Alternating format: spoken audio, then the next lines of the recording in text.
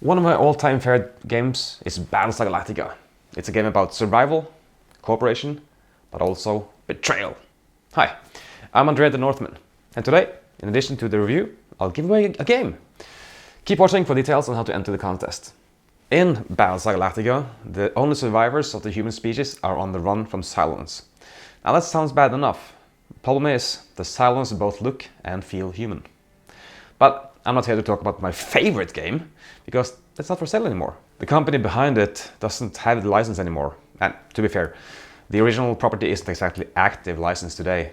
So instead, I'll show you something new and quite possibly cool. It's a game where humans are up against unfathomable opposition, hence the name Unfathomable. But before I go on, why did I even mention the whole game Battlestar Galactica? Well, that's because Unfathomable is a spiritual successor to that game, just without a theme and license. This time, however, humanity isn't on the run. This time we're actually invited to dinner. And the main course, you are. In Unfathomable, you are on a ship crossing the Atlantic Ocean from Europe to America's Boston, and the ship's name, Atlantica. Notice something similar? You might even say, Battlestar Atlantica, pause for effect. Oh, on board the Atlantica, you are either a passenger or a crew member, all with their own reasons for being there. Sure, it might be your job to treat passengers in the sick bay, but who's to say you don't have any other devious reasons for ending up in the position in the first place? On your merry way to Boston, you're starting to encounter different situations. Situations might be a soft term. Crisis, that's more fitting. Unless you cooperate and spend your efforts wisely, you'll end up losing fuel, food, and even the souls on board the Atlantica. And if that wasn't enough, you could end up losing your sanity on the way. In Battlestar Galactica, the Cylons appear as human in all possible ways. In Unfathomable, you have the same problems. Someone isn't actually human, but for all intents and purposes, they appear to be. And this is where the game becomes interesting. As a player, you are in control of many characters. Each character is unique and has a particular set of skills. So much so that Liam Neeson would be envious. In order to survive, you must help out using your particular skills at the right moment. But amidst all these events, there's chaos. You can't track who does what, and suddenly, before you realize it, someone put oil instead of soy sauce into the meal. Ugh. That's very suspicious. And of course, everyone would look at the engineer who just happened to help out this time. What's also perfectly possible though, is that someone just happened to spill a misplaced oil canister into the food somewhere along the process. There's little to no evidence either way. This means that one of you who's actually playing the game isn't human, but a hybrid creature whose goal is to make his ship come to a halt in the middle of the Atlantic so that the creature can consume everyone on board. You see, when there's a crisis, all players give out cards from their hands into a pool of cards, face down, so you don't know what they actually contribute with. To make matters interesting, a couple of cards are added from this Destiny deck up here, having the cards from all the suits, and you might just have an accidental oil spill in it already. Well, the card doesn't say oil spill or any of that sort, you just sort of imply what the card represents. The card is just a particular color and number value, but the crisis you're facing determines the setting, and you can only imagine what the cards represent at that moment. When all players have contributed, the pool of cards is shuffled so that no one can tell from the order of the cards who placed them. And then, the reveal. Now each crisis is different, and certain skills help out, while others do the opposite. To overcome the crisis, the value of the pool, this pool here, must exceed or be equal to the challenge depicted on the crisis card. The correct colors will aid, but incorrect colors will subtract. And of course, the number of cards a player's hands are scarce, to put it mildly.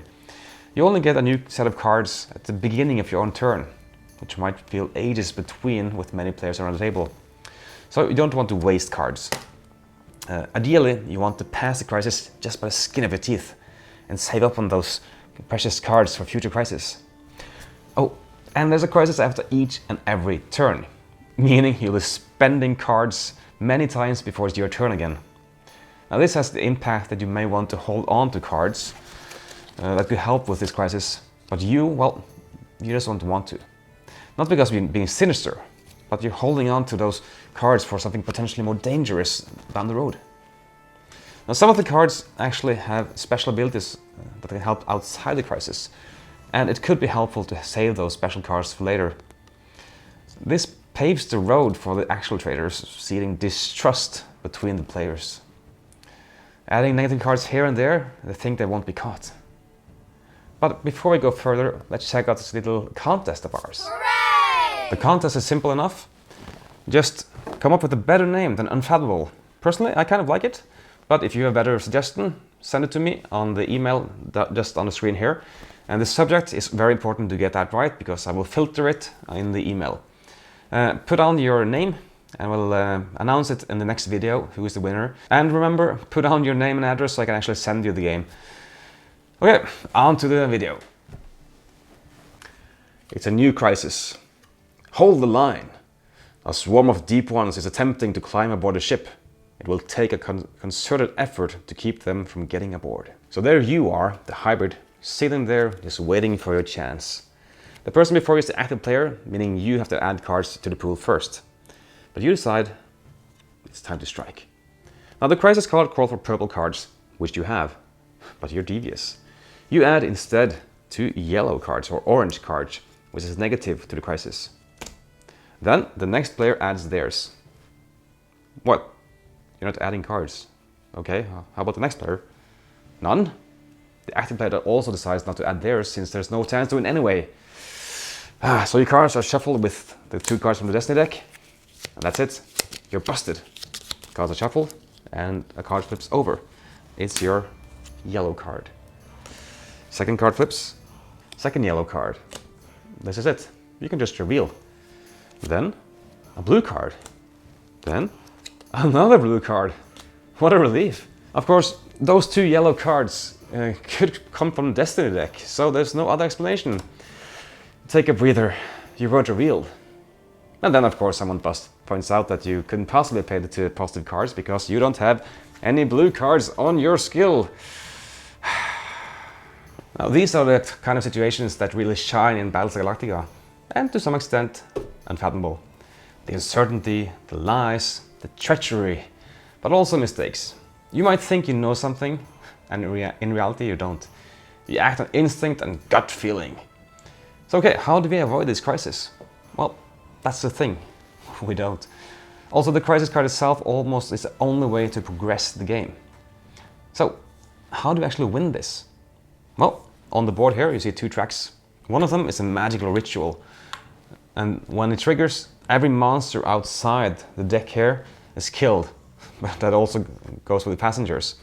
Players, for some reason, never get killed, only delayed.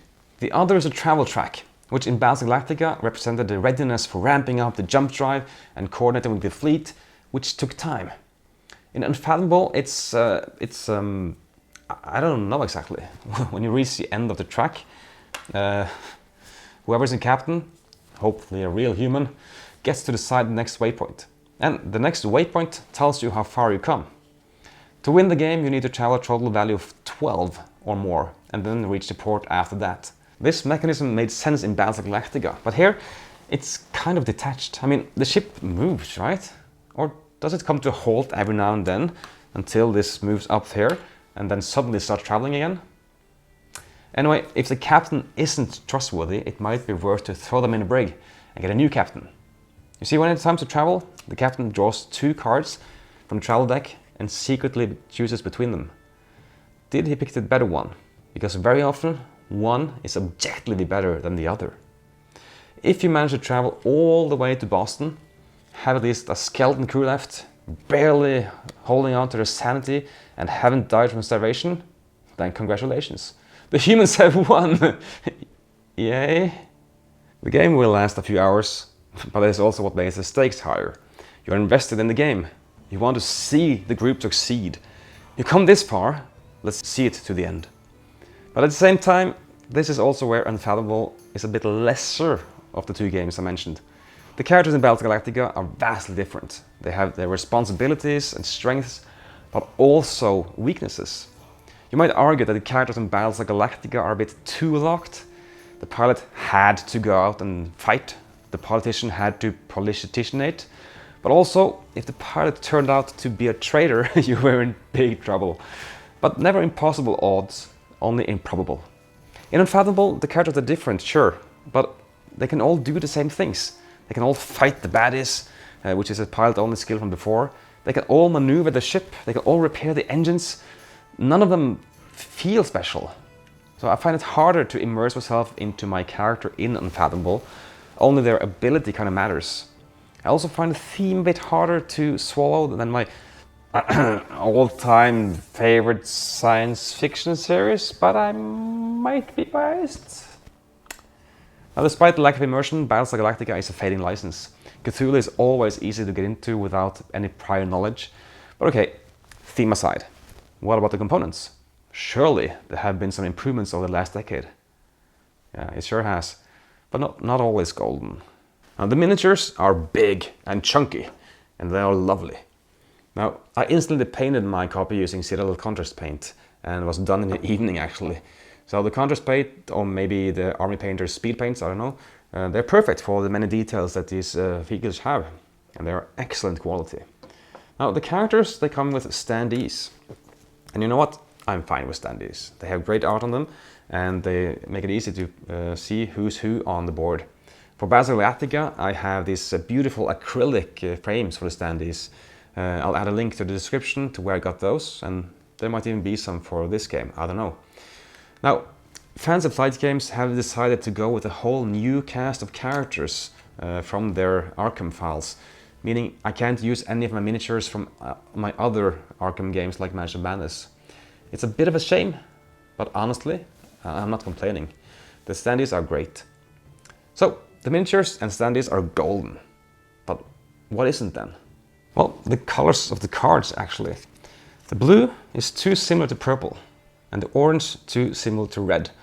And sure, there are icons also depicted here to differentiate the cards, but when you're looking at the glance over the table at the crisis card laying all the way over there, you're looking at the color, not the icon. I still don't think I've actually played the game of Unfathomable where someone, me included, haven't put the wrong card into the mix. It's an honest mistake.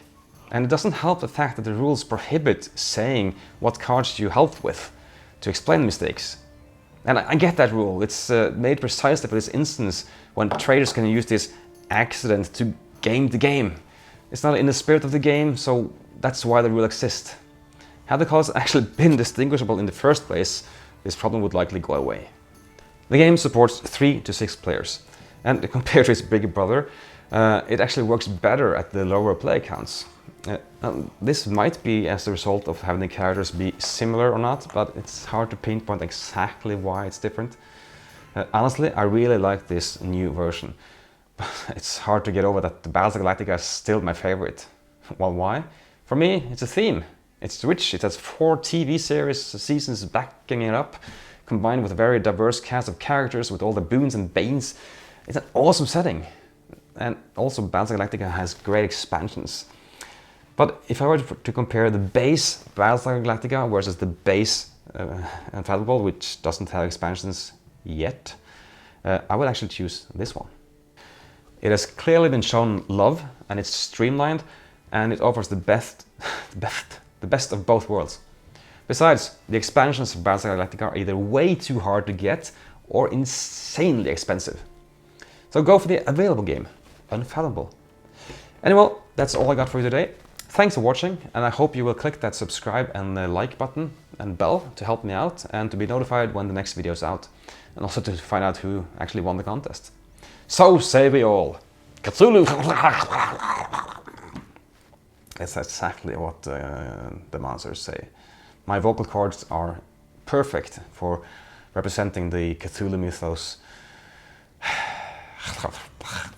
Oh, sorry, it was just a fly in my throat. Okay, see ya.